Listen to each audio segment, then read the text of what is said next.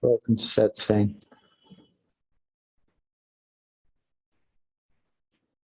Yes, Tosh. What is the best game you can play in this life?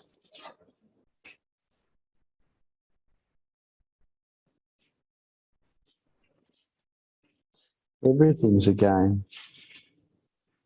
There's nothing that's not a game. We're all just pretending to be somebody that we're not. All human beings are beingness, but they pretend to be somebody. That's a game. I pretend to be a guru, but I'm not. I pretend to be human, but I'm not. It's all a game. When awakening occurs, you know that you're not a somebody anymore. You know you're not a human anymore. You know that you're just beingness and that everybody else is beingness also. But you just continue to play the game. And so I'm pretending to be a guru and you're pretending to be a student. It's a good game.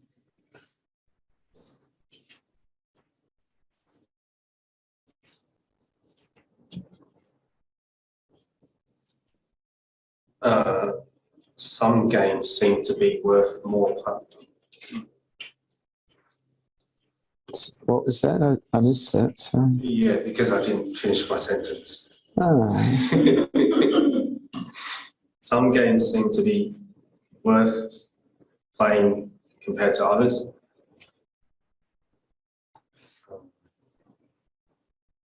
Why do you choose to play the games that you play now, knowing fully that they're games?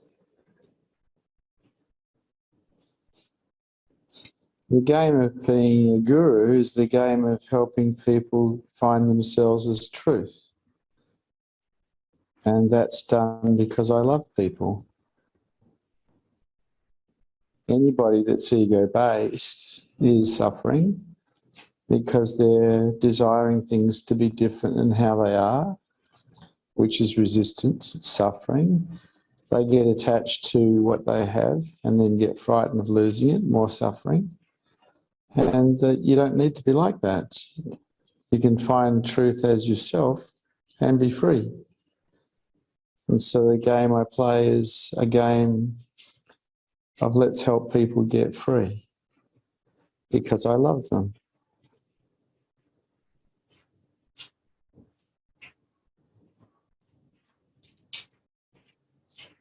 What game did you play before you woke up? I played the game of let's help people get mentally well. I was a psychotherapist and a naturopath, which is a form of service also. It's just that after awakening, it was clear that people were coming to sit with me because of the Buddha field. And I wanted people to find themselves as that, because that is the ultimate freedom. Knowing yourself as an ego is a form of imprisonment. In a prison, the bars of which are made of fear, the mind. And there is a way out.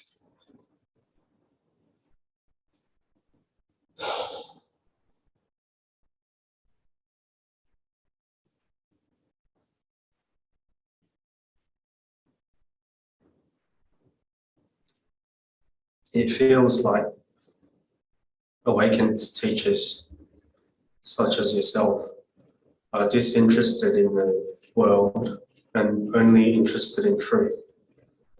Is this accurate?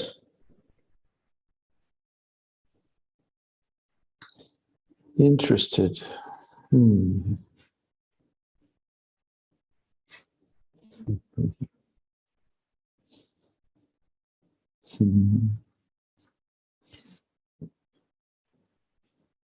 My mind is profoundly content for no reason.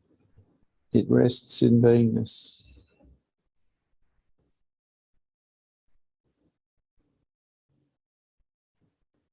its main interest is silence and stillness.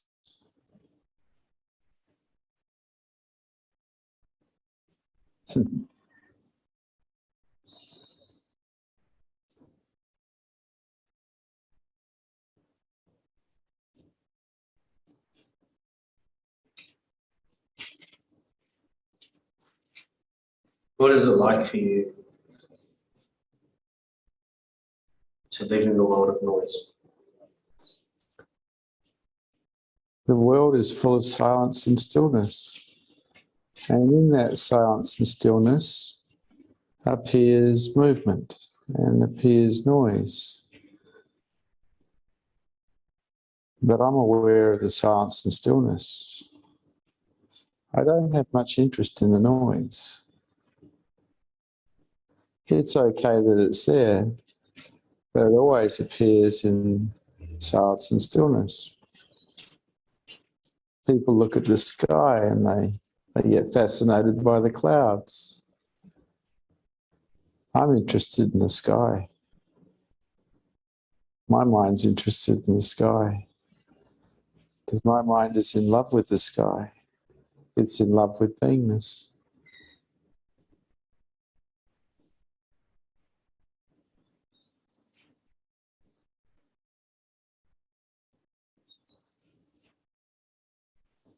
What is the role of play in the seeker's search for enlightenment? There's no real role. It's just that there's not much else to do here but play. Everything's play. You get born, you suffer for a while, and then you die. Why not play? People get serious because they're frightened of being seen as something different or something odd. And so they stop playing. They develop serious roles. And it's such a shame. They become stuck. And really, if you just keep playing, you stay in flow. And it's nice to stay in flow, not stuck, not resisting life. But a bit of work is required for a human being to get to that stage. I mean, we're like that when we're little kids, 3-year-olds. But we lose it when we go to school and start worrying about what other people think of us. Looking for acceptance. If you want to play, you can't afford to be looking for acceptance. You'd be too concerned about what other people think. You get serious and get stuck. You just got to play.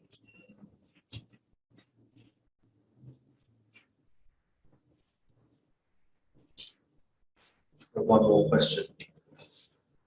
What are your thoughts about the quote, "Life is about the journey, not the destination"?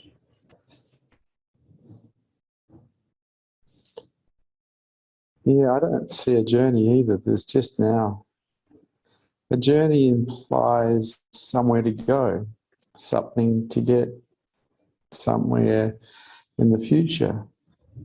And the future's not real. Only the now is real. The whole idea of a journey is a bit of a lie.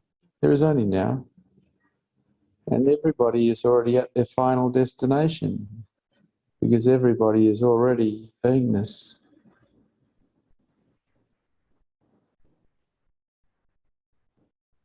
Anything else?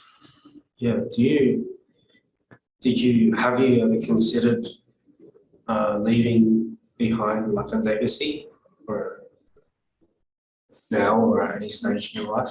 A legacy. You mean like a footprint?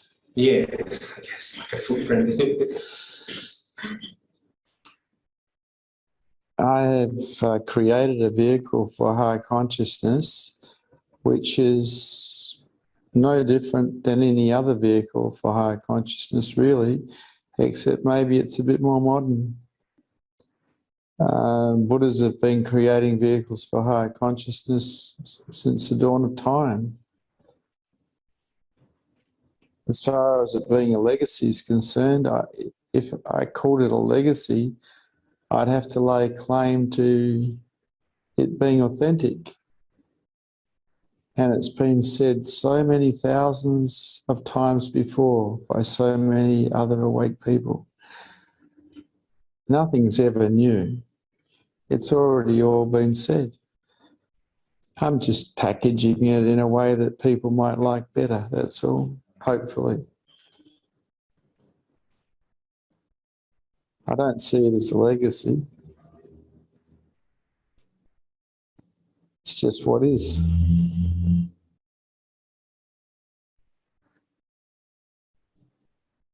Thank you. Thank you. Today I spoke to some seekers about the hardships that they feel inside themselves as seekers. They feel that they're failing. And that's because we're programmed, generally speaking, to try to win. And the process that occurs towards higher consciousness is not a building up process like in personal growth, but a breaking down process. It's a great undoing. It's a destructive process. If you see that what you are as a human being is really worth hanging on to, because everything gets stripped down. And people think, well, I can do that. I can strip down. I can get undone. But it's the most difficult thing in the world to do because you don't necessarily stay that strong inside it. When you've got the dark night of the soul happening, it looks like you're failing at everything. And you have to be okay with failure. You have to be okay with the laundry.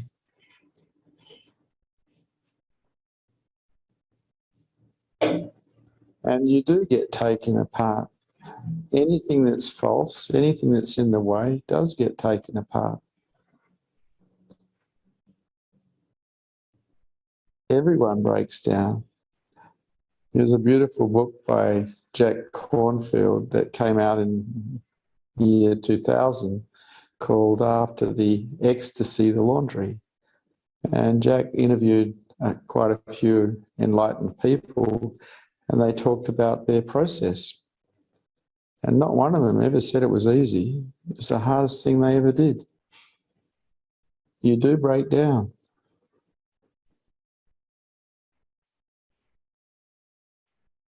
And you have to be okay with that.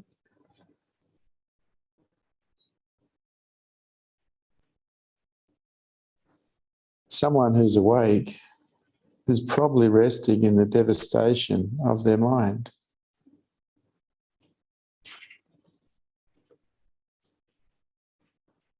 Absolutely relaxed and not putting it back together again.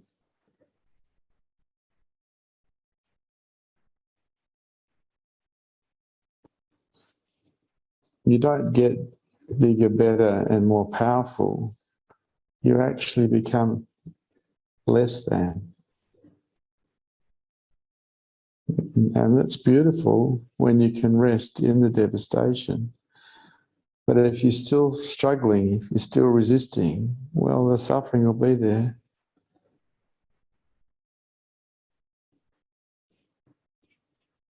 Those people that attempt to collect knowledge, thinking somehow it will raise their consciousness levels or heal the wounds of their heart or even help them find heart, are actually going for the booby prize. They're going to lose. Because no amount of knowledge ever woke anyone up, ever healed a wound of the heart, ever helped anyone find love. We went to school and we learnt to study and we learnt to collect knowledge so we could do exams and repeat what we'd learnt. And unfortunately, a lot of seekers follow that path. They collect knowledge thinking that somehow that's going to help, but it doesn't help at all. It's in the way. It's probably the biggest downfall that can occur to a seeker, the collection of knowledge, and then the ego owning that and thinking it's knowledgeable, thinking that somehow it's advanced in spirituality. And if anything, it's gone backwards, because now it has a spiritual ego that thinks it knows, when its knowledge is actually borrowed or remembered instead of in the moment through own direct experience. Lots of people ask me questions, collecting knowledge, and I try to take the knowledge off them, but people want to hang on to it because they think it's valuable. But it's not valuable. Satsang is a destructive process. It's a great undoing. It's not about becoming bigger, better, and more powerful. It's not about becoming more knowledgeable. It really is about becoming less than. And that's up to you.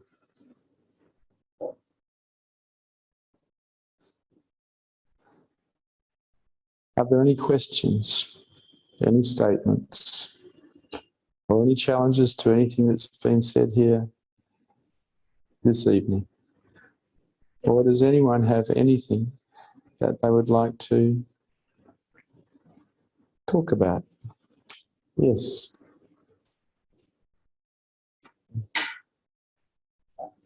I feel like I'm going crazy. Everyone's crazy. Everyone thinks there's somebody they're not.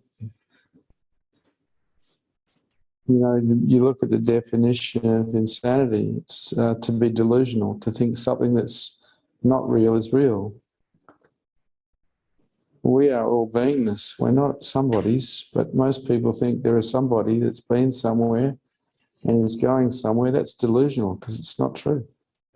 We are all beingness. So when you say you think you're going crazy, I would agree. Anyone who's ego-based is crazy.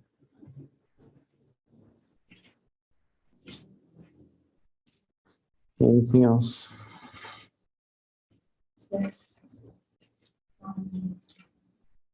When I was making my way to Satsang this afternoon, I noticed that I kept saying, yes, Bhagwan, yes, Bhagwan. Ah, yes.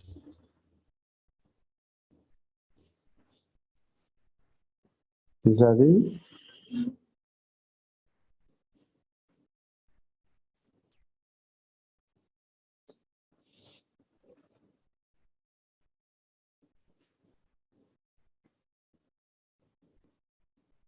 Okay, yes.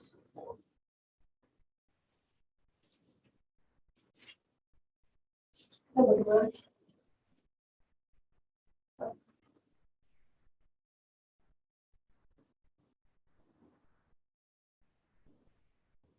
I don't know what's happened to me.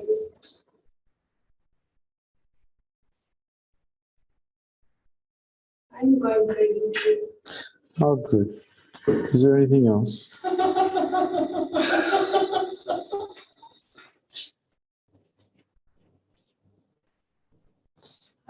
If you really have a look, there's nothing happening. You're just imagining stuff and thinking it's real. You're actually sitting in a room with a group of other people and nothing's happening. Yeah, I know. That's real. Okay. Yes. I found this part inside me that feels very helpless and hopeless. Ah, yes. And I somehow feel it's there in everyone. Why would you want it to be in everyone? It just feels like it's everywhere. It's probably best just to talk about yourself rather than try to include other people in